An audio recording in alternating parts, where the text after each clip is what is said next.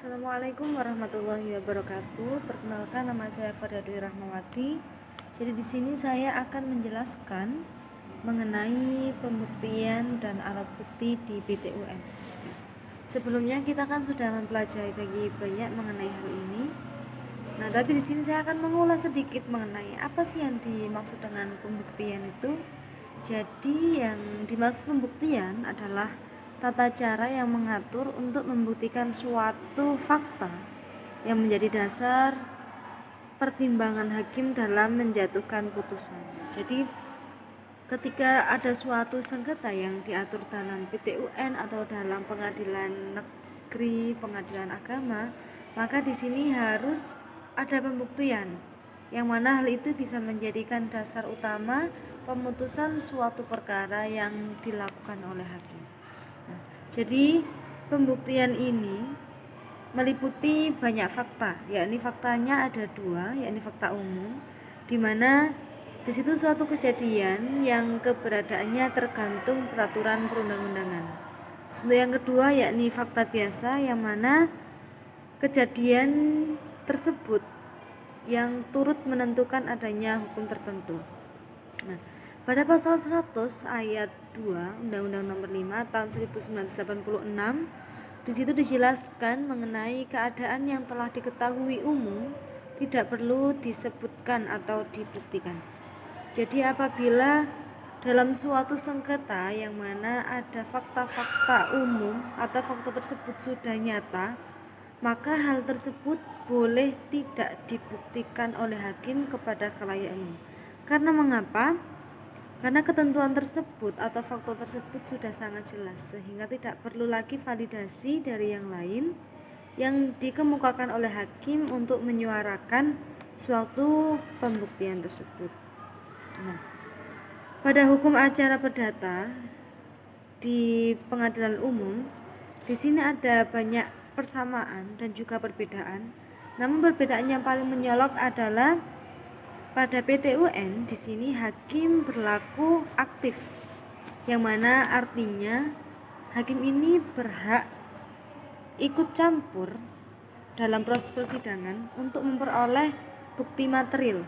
Jadi hakim ini yang ikut andil dalam pemeriksaan dan lain sebagainya untuk mendapatkan bukti material atas suatu perkara yang tengah ditangani.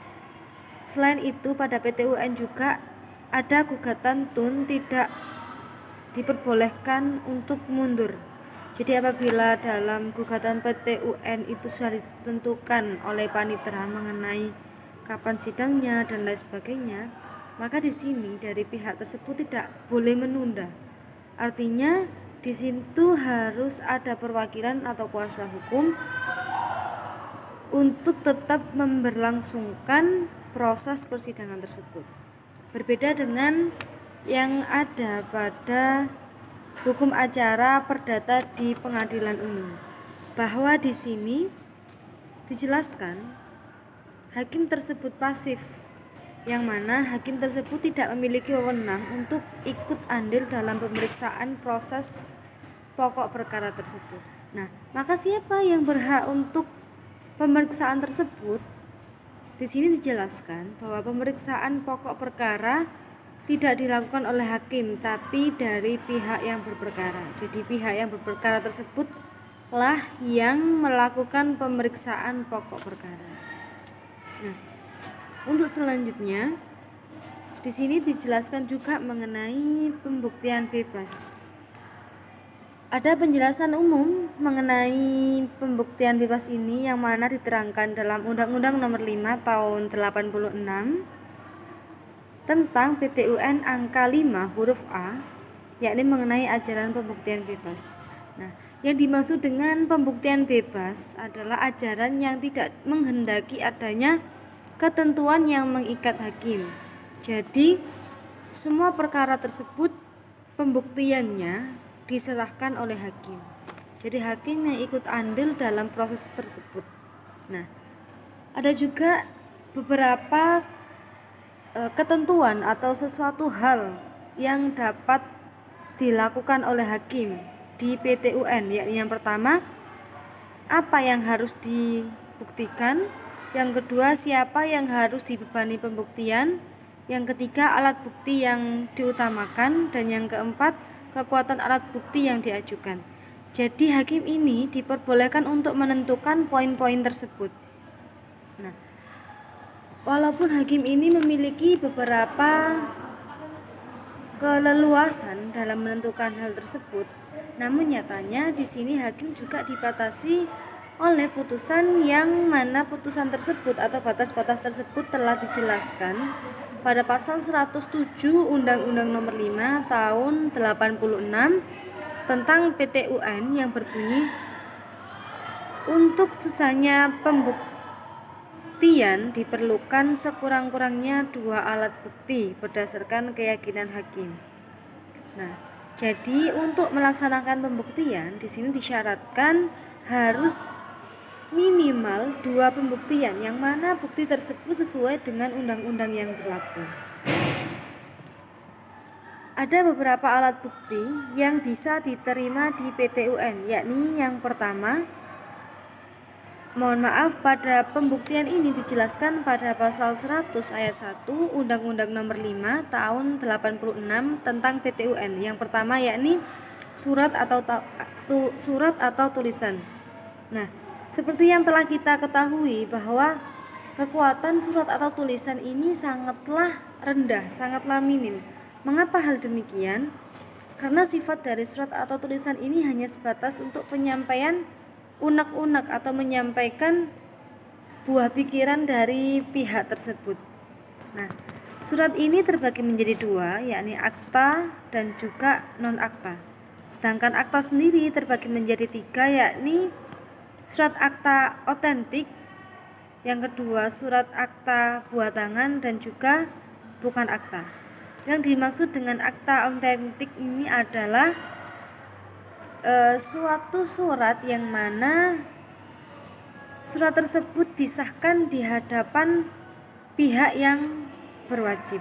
Jadi untuk akta otentik ini tidak sembarangan, jadi harus disaksikan oleh pihak-pihak yang berwenang. Misal ada akta notaris, maka di sini sang notaris tersebut harus mengetahui dan ikut mensahkan dari surat tersebut.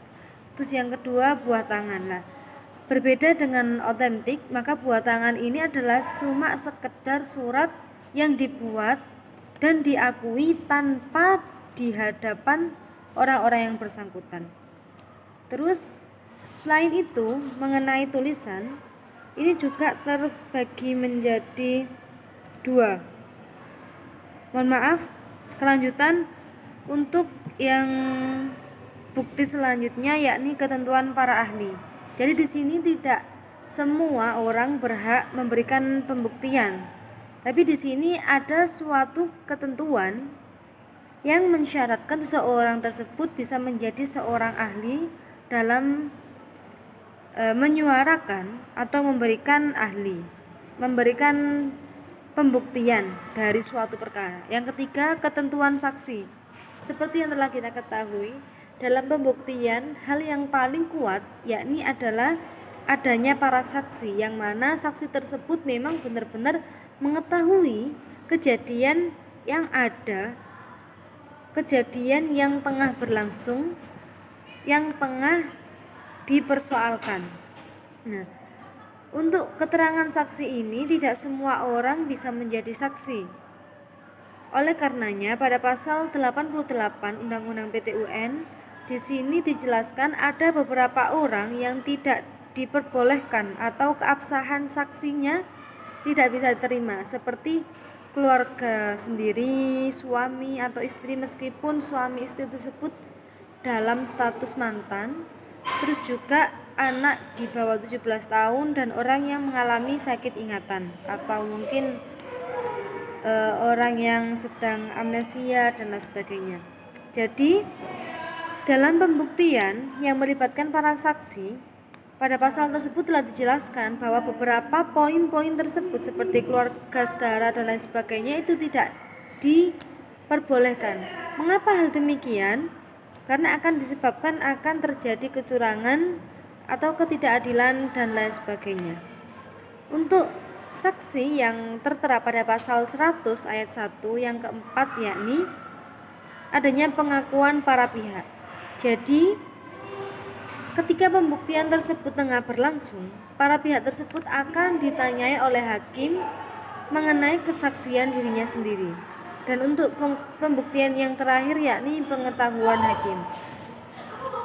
Dari beberapa penjelasan yang saya sampaikan, di situ dapat disimpulkan bahwa pada dasarnya hukum acara yang ada di PT-UN dengan hukum acara perdata di peradilan umum memiliki kesamaan, yang mana di situ hanya dua yang membedakan, seperti dalam PT-UN ada asas keaktifan hakim, di mana hakim ini bisa ikut andil dalam pemeriksaan pokok perkara untuk mendapatkan bukti material. Sedangkan di pengadilan umum tidak ada asas tersebut, sehingga hakim di sini tidak ada hak untuk ikut andil dalam mencari pembuktian material tersebut.